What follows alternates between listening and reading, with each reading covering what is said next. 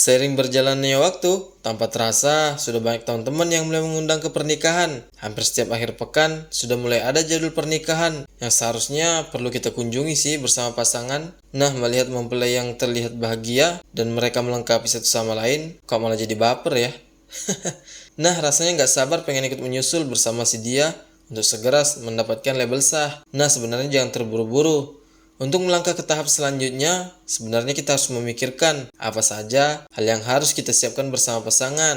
Nah, untuk itu udah siap nih, kita akan membahas 8 hal yang harus kita sediakan atau persiapkan sebelum ke jenjang pernikahan. Untuk itu, bagi teman-teman yang baru mampir ke channel ini, jangan lupa ya untuk dukung terus dengan cara menekan tombol like, komen, dan juga subscribe. Semoga kalian cepat menikah dengan adanya video ini. Nah teman-teman, untuk di tahap yang pertama, aku sih menyarankan untuk melakukan konseling pranikah dengan orang yang tepat teman-teman. Nah, ada baiknya kita berkonsultasi dengan orang yang objektif untuk membaca hubungan kita. Karena ini penting banget ya. Setelah menjalani hubungan yang lama, bukan berarti kita bisa merasa saling mengenal dan mengetahui kepribadian si dia. Ya mungkin di awal-awal kita pacaran, untuk kentut pun dia malu. Tapi berbeda kalau kita sudah menikah teman-teman. Kita harus bersikap jujur untuk mendapatkan banyak masukan dari sudut pandang yang lain. Jangan sampai karena terlalu cinta, malah kebablasan. Ya akhirnya berujung ya hal-hal yang gak diinginkan deh. Nah, yang kedua, yang aku sangat menyarankan yaitu kamu harus tahu tentang keadaan finansial pasangan. Ya, meski sedikit tabu, nyatanya tingkat kepercayaan banyak terjadi karena masalah keuangan nih teman-teman. Agar satu sama lain tidak merasa tertipu ya. Ya mungkin kalau kita lagi jalan bareng, ya uangnya banyak. Tapi nggak tahu tuh, ternyata utangnya juga banyak. Ya kita harus tahu keadaan finansial pasangan yang sebenarnya. Bukan saja sebatas jumlah pemasukan setiap bulan. Ya seperti yang tadi aku katakan, kita harus tahu juga berapa utang yang dimiliki, pandangannya terhadap tabungan, dan bagaimana untuk mengelola keuangan. Itu sangat penting sekali, karena ketika kita menjalani pernikahan bukan lagi membahas tentang cinta, bukan lagi membahas tentang mau kemana, tapi sudah memandang masa depan, anak, dan sebagainya.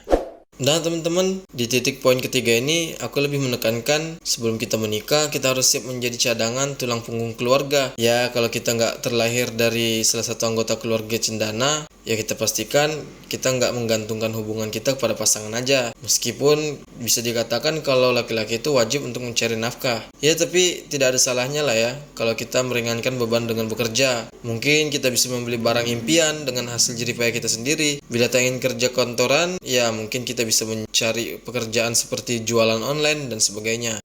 Yang keempat di sini, nggak ada lagi privasi atau waktu untuk diri sendiri. Karena yang namanya sudah berhubungan, kita harus melayani istri dan istri pun harus melayani suami. Menyatukan ikatan pernikahan berarti ya kita sudah harus siap tinggal bersama. Kamu tidak akan bisa bersikap egois, memikirkan kesenangan sendiri, menelantarkan suami, biarkan istri dan sebagainya. Apalagi kalau kita udah memutuskan untuk mempunyai bayi, maka tanggung jawab akan semakin besar. Dan pastinya kita harus dapat membagi peran sebagai istri, sebagai ibu, sebagai siapapun peran kita di dalam rumah tangga tersebut. Nah ini kita harus pikirkan ya teman-teman. Buatlah kontrak perjanjian harta sebelum menikah. Nah, di sini sebenarnya nggak terlalu penting sih, selagi kita percaya dengan pasangan kita. Keadaan finansial tidak sebatas keuangan yang dimiliki oleh kamu dan juga pasangan saat menikah. Ya mungkin bisa jadi dia punya warisan peninggalan orang tuanya yang belum tentu menjadi hak kamu juga. Nah, buatlah perjanjian kontrak hukum yang jelas pastinya, agar tadi tidak menimbulkan masalah di kemudian hari. Ya mungkin kamu bisa mencari kesempatan yang dapat diterima dan menguntungkan bagi kedua belah pihak tanpa merasa terpaksa. Tapi di sini sih nggak terlalu wajib menurut saya. Yang selanjutnya, pikirkan tujuan pernikahan yang kamu lakukan. Ini paling wajib sih menurut aku. Menikah bukan hanya sebatas sah dan tujuan akhir dari pacaran. Kamu dan pasangan harus saling membicarakan tujuan apa yang bisa dicapai setelah membangun rumah tangga bersama. Bukan sekedar dapat bayi, bukan sekedar dapat rumah, bukan sekedar dapat kendaraan. Hal yang lebih besar dari itu yang harus kalian diskusikan bersama sebelum menikah. Ya, kita bisa saja menginginkan anak yang menggemaskan di saat itu. Nah, si dia justru meminta kita untuk menunda kehamilan terlebih dahulu. Begini kan bisa repot. Buatlah tujuan jangka pendek dan jangka panjang yang bisa membuat kamu dan si dia sama-sama berusaha mewujudkannya. Bukannya begitu lebih romantis? Jangan memaksakan diri untuk membuat pernikahan yang megah. Nah, di beberapa tahun yang lalu ada kejadian karena si ibunya ingin banget nih kehidupan anaknya terlihat mewah, akhirnya membuat pernikahan yang mewah.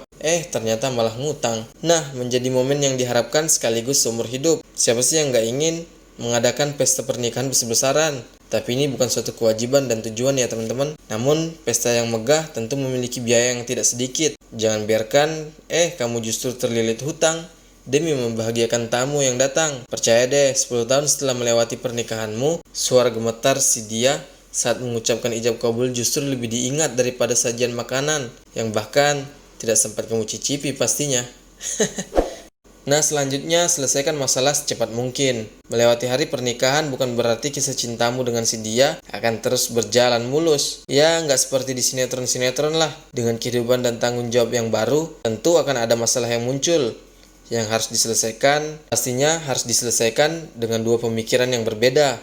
Nah, kamu berselisih pendapat dengannya, jangan menunda menyelesaikannya. Karena kamu bisa mungkin pulang ke rumah orang tua karena hal yang sepele. Ini sih udah sering banget terjadi. Oke teman-teman, terima kasih telah menonton video ini. Jangan lupa untuk menekan tombol subscribe ya, biar aku ke depannya lebih semangat lagi. Oh iya, narasi ini aku dapatkan dari popbella.com. Nah, mungkin cukup sampai sini perjumpaan kita kali ini. Terima kasih telah menonton. Jangan lupa untuk menerapkannya. Di 8 poin ini menurut aku udah worth it kali yang kalian lakukan sebelum kalian menuju ke jenjang pernikahan. Semoga kalian langgeng ya. Assalamualaikum warahmatullahi wabarakatuh.